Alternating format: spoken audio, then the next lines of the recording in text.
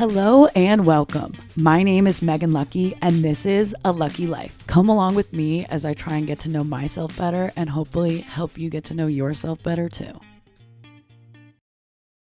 Hi, my name's Megan, and I am so sick of fucking filming this over and over again and trying to be perfect. So we're doing this. This is the take. This is it. This is what you guys are going to get.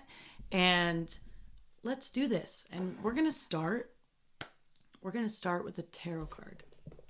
Just because. All right? I don't care if you don't believe it. Blah, blah, blah, blah, blah. I don't want to hear it. All right? We're starting with one tarot card to give me a little peace of mind.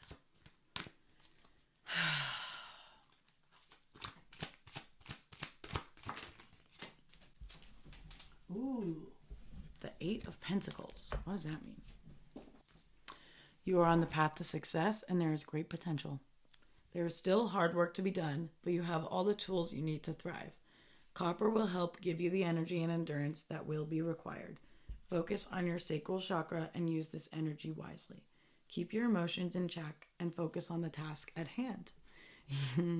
Your work is helpful to others and worthwhile. Be creative when looking for solutions, but endurance is the key. Don't give up on pursuits you feel are valuable. They will be rewarding if you put the effort in now. Oh my God. Okay. Well, that's a good message to start this podcast. So, anyways, my name is Megan, and welcome. You're probably wondering who the fuck I am, why the fuck you should listen to this podcast, and what the fuck it's all about. So, you're valid in wondering that because, to be quite honest, I'm still trying to figure out all those things myself, but I'll still do my best to try and answer them today for all of us. But it's gonna be a journey. That word is giving bachelor. And it ruined it for me, but like it's such an irreplaceable word, so I'm reclaiming it. It's going to be a journey. So welcome. I don't know how you got here. Maybe you're my friends and family. Maybe we have a relationship. Maybe we have in the past. Or maybe you follow me on social media and saw my viral beer chug, and it has brought you here today. So thank you for coming. Thank you for giving me a chance and listening to me. And I wish I could tell you more about what to expect in the coming episodes. But like I said, I'm still figuring out all of those things. I know that I want to be authentic and vulnerable and show you my process on how I'm getting to know myself better in hopes that it can help other people get to know themselves better too. So I can promise you that I am going to make mistakes. There will be days that I let you down and I let myself down. But I'm going to do my best. And I'm really excited for what this next chapter is going to bring us.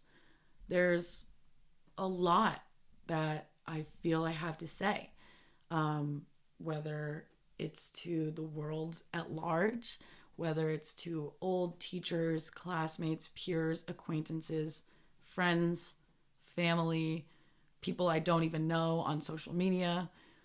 There's just so much that I want you to know about me, and there's so much I want to tell you about the things I've learned and what I'm learning, and I want to share it with people who want it to be shared with.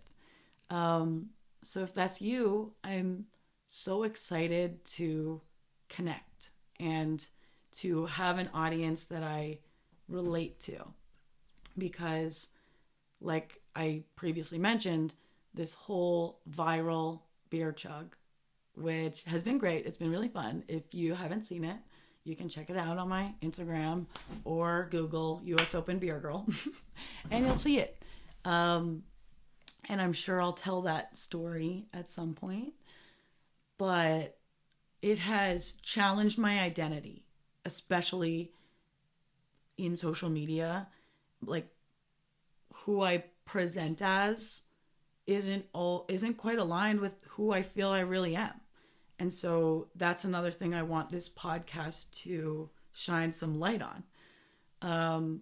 And I know I'm not the only one that does that. So again, I hope that it helps somebody else who's trying to strive for a more authentic presence in, whether it's in social media or in their relationships and lives in general. I think we could all use a little more authenticity.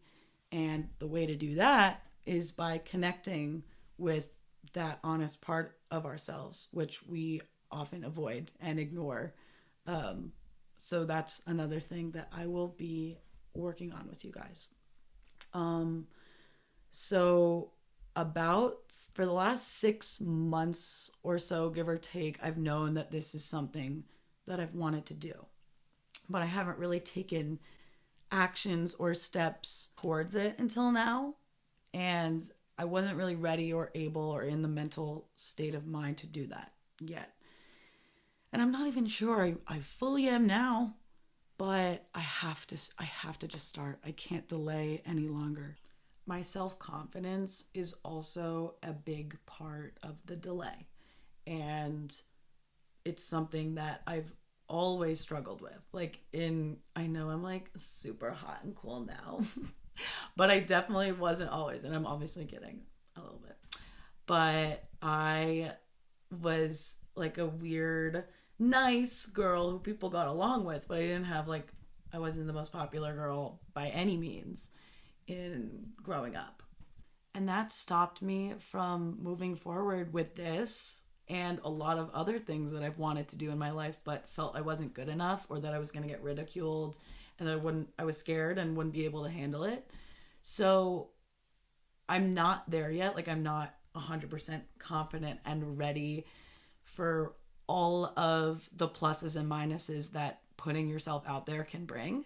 But I know that, again, it's the right decision for me, and I just need to push on and do it despite those things. And I've come a long way. I've come a long, long way from way back when. But this is not going to be perfect, and I have to be okay with that. There's going to be some funny episodes. There's going to be some serious episodes, and there's going to be some stuff in between. But as I get to know myself, so will you. And like I said, I knew I wanted this to be interactive and like a mutually beneficial relationship of sorts. But I don't want it to be just me talking at you and not listening back. So I last week, I figured the best way to start was by I asked my Instagram followers, what do you guys want to know about me? And there were a lot of great questions that came in, and I selected about 20 of them or so that were my favorite and that I thought could lead to good topics to start the podcast with. But I still don't think I'm going to get to all of them today. But let's start. We can break them up into multiple episodes if you guys like it, and if not, we can talk about other things, stories, advice. But yeah, I want it to be a dialogue and hear what you guys like and don't like. So let's start with the first question that was asked a lot for obvious reasons. And I'm also going to try to tie in a couple more questions within some of my answers. So what am I doing in Europe? And what do I do for a career? What's my job, etc. I'm going to tie that all in together. So I'm in Europe. Actually, let me rewind a little bit. So up until the fall of this past year, I was working in recruiting for like a Bitcoin company, fintech company. And before that, I was working in the radio podcast industry, ironically. Never thought in a million years I would be in this industry in this way. But here we are. Everything happens for a reason, I guess. And that's a concept I'll talk about later on. But before that, I worked in golf, and I studied sport and entertainment management in college. It's so funny. Someone also asked me on my Instagram, why aren't you using your major that you studied in college? I'm like, how the fuck do you know that I'm not? I'm not, but how the fuck do you know that? So I studied that in college. I chose that major because I liked sports. I knew about sports, and I did a business club in high school that I really liked and was good at. So I was like, oh, that seems like the right career choice for me. That marries two things that I like together. So yeah, I had different roles within those industries, and for the longest time, I tried to envision myself in different departments, different roles, different jobs. And I obviously, like, I'm only 26, gonna be 27 next month, basically, but I'm still young and I know that. But I also feel like I really want to feel like I'm in a spot in my life, career wise, that I have a really clear vision about what I want. And I really haven't had that yet. You know, you're in the right job or you're pursuing something worthwhile when even the hard parts and the challenges, you know, in the back of your mind are worth it because you're learning and you know that it will push you to get to that next level that you want to get to. And again, I really haven't felt that way in a lot of roles that I've had. And again, I know that especially starting out, you're not going to be in your dream job, but hopefully you're in a career path that you can envision yourself in somewhat long term, or you have an idea of how to get where you want to go. And again, I don't. So after I was laid off, the day after I got laid off, I was in like a restaurant / bar with some of the other people who got laid off. And I was talking to the bartender and she was like, oh, I'm sorry to hear about your layoffs. Like, what are you going to do next? And I was like, I don't know. I'm not even ready to think about that yet. And maybe it'll be good for me to take a little break from corporate. And I was like, maybe I'll wait tables or do something in the meantime. And she was like, oh, do you want to work here? Yeah, I do. I would love to work here. Who can I talk to? I ended up starting the next day, and I was a waitress for a few months.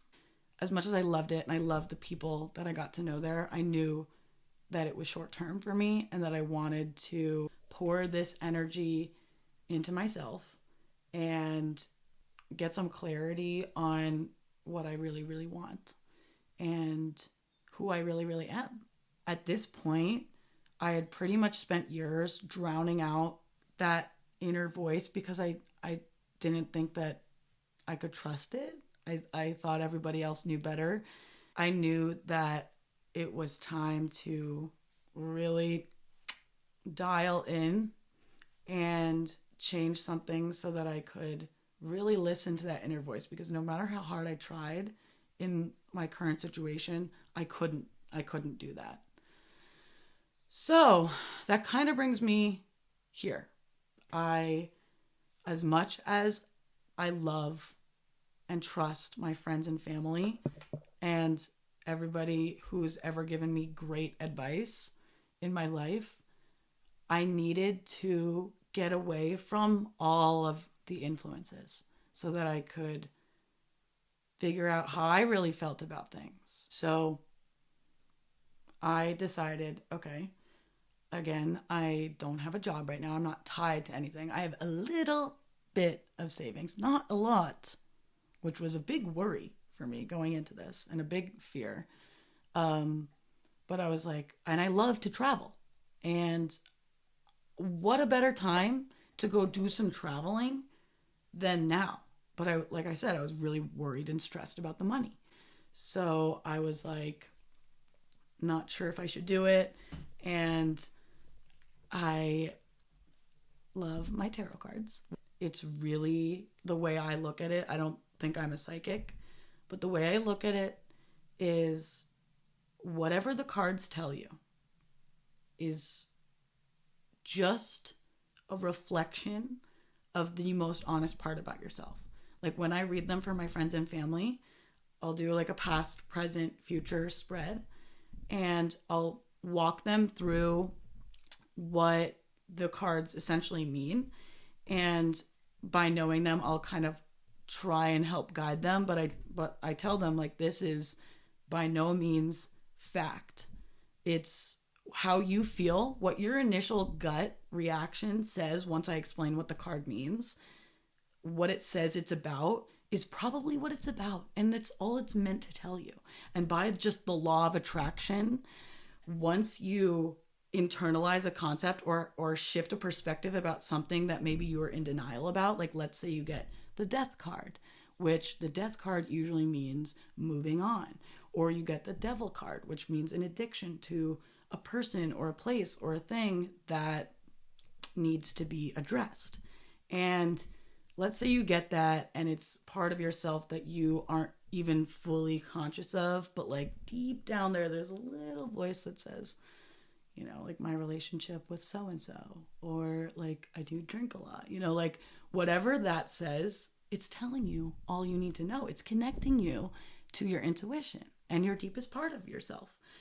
So that's why I love them so much. And I got to love them over time. And like I said, I was in this limbo phase after having quit my jobs and lost my jobs. I was like, okay, I want to change something, but I don't know what to change. I want to travel, but I don't think I can. And I got a card for my future in that present energy that was negative. It was like, if you keep this up and if you don't change anything, if you keep self-sabotaging, you will be stuck like this. That was one of the warnings that I needed, because I was like, I know exactly what it's talking about. I booked my ticket and I'm in France, in Normandy, on a little farm where I get to spend time with animals and other new people and have new experiences that I'm already getting a lot of value out of. And I've already connected to myself in a way that I haven't been able to before. And then I'm going to do some solo traveling and a couple little yoga retreats in Europe. So I hope to share things I'm learning, things I've learned, and more. No strict agenda, just helping you get to know yourself, hopefully by me getting to know myself and being open about it. So that was a really long answer. So I'm going to try and keep the next ones fast. And they're like there's so many good ones. So I'm already like realizing the timing is just not syncing up. So let me do a fun one next. Must have in my dream home. I've been dreaming about having a pool since I was so little. I love pools. I always thought, oh, the richest people have pools and like they're the best. I have so much fun at a pool. I love water, and a big bathtub. So both of those two elements I really want in my dream home. A really fun, cool bathtub, big, and a cool pool with like natural elements. Little waterfall maybe, definitely a hot tub too. So mark my words, hopefully one day I can get a pool. Here's another question. What's something you like but wish you were better at? Golf. My boyfriend loves golf. I've worked in it. I've enjoyed learning it. And I wish I was better at it. I didn't learn growing up. So I'm just starting to learn. And I'm so frustrated. One time I went on a date, and I'm so sorry if you're listening to this, and it was to like 5-iron golf or something like that, where it was a simulator. And I was so bad, I snapped the club in half. I snapped the club in half, and he tattled on me, which I thought was so uncool. Because I was so mad how bad I was doing. And I'm pretty sure that same night, because I lost, I had to chug like a lot of beer, and it was fine up until I had to take a tequila shot for losing, and I threw up on my date. I'm so sorry. It was so like directly just I threw up the shot on to my date. At the bar at 5-iron golf. So yeah, that was a bad memory. I wish I was better at golf. Next question. What is my love language? Whew, this is a good one. So my love language is definitely quality time, and I emphasis on the quality in quality time because I definitely appreciate presence in the togetherness, like not being on our phones and whatever. That's how I love to express love and get love. My second love language is fucking embarrassing because it's gifts. Who wants their love language to be gifts? It sounds so superficial, but it's just the way I grew up expressing and receiving love. Like Christmas was a huge deal, and like it's my favorite. I love giving gifts and putting thought into what I give someone else, and receiving gifts is also awesome. And it doesn't have to cost money, but just being thought of, like a little note, like leaving me a little note or getting me flowers. Yeah, so those are my little things. Those are my love languages, but still quality time before gifts. Another one. This one is so interesting. If I had to give up one of my best qualities, what would it be and why? I still don't know if I really have the answer to this one yet. And I'm definitely tempted to say my giving nature and proclivity to trust easily. Because in the past, I have learned some hard lessons because of that. I've trusted the wrong people. I've gotten taken advantage of, and it's draining to be that.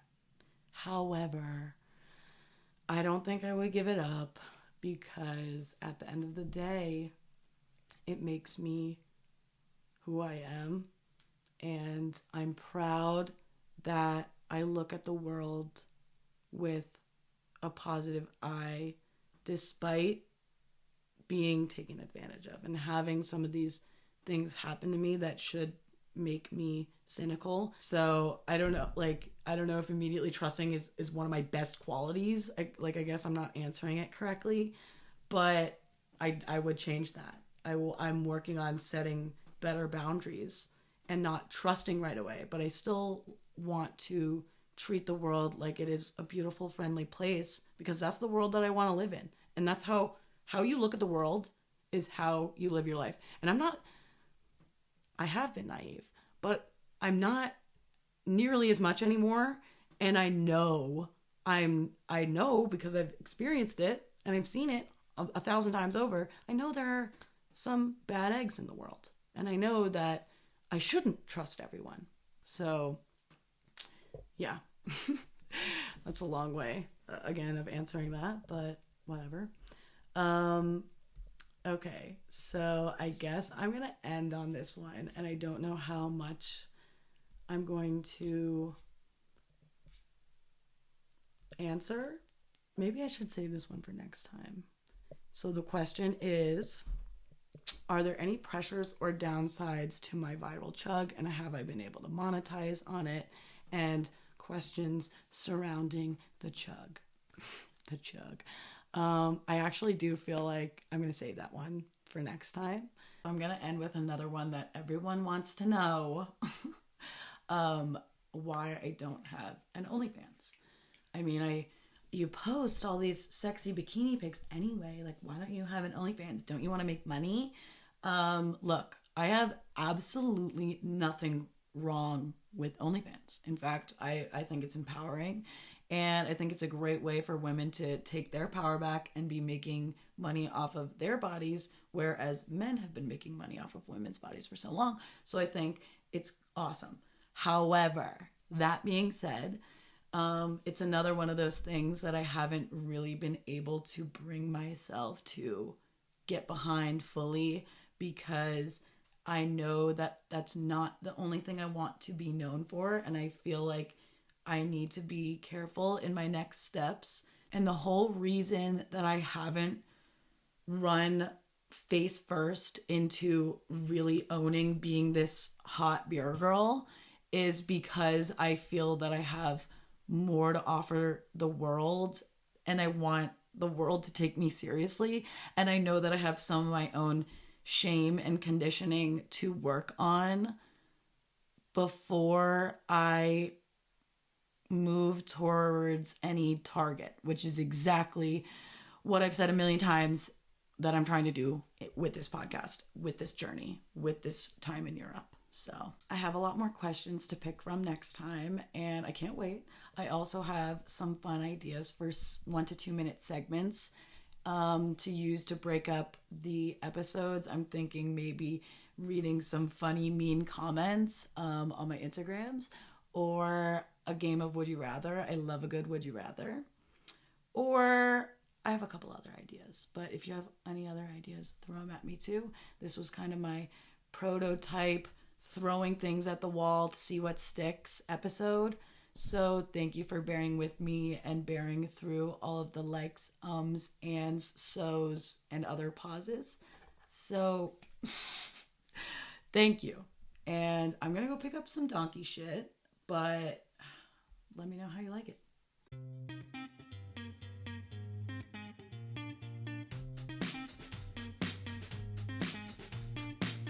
Hello and welcome. My name is Megan Lucky, and this is A Lucky Life. Come along with me as I try and get to know myself better and hopefully help you get to know yourself better too.